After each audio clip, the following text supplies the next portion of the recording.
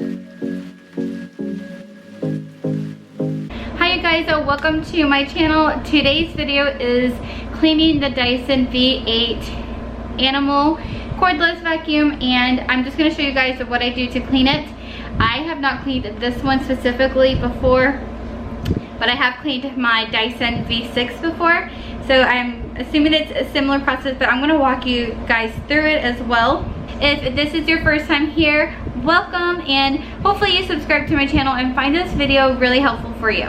Alright guys, so first thing you're going to do is just take this part off. It's got the little red knob right here, and take it off so we can empty this part out and start cleaning it.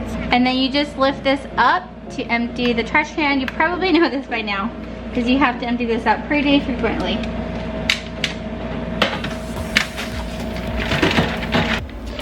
So you're going to remove this little part out, and we're gonna wash this. And then you're going to take this part off so we can dust it off. And this part, this little red notch, will disassemble this part from this part. So we're gonna go ahead and do that. It's, not sure how y'all can see that, but it's like dirty in there. And then we're going to just get these little hair, it's not that much, but we're gonna get this stuff out. But we're gonna unlock it by using the end of a knife.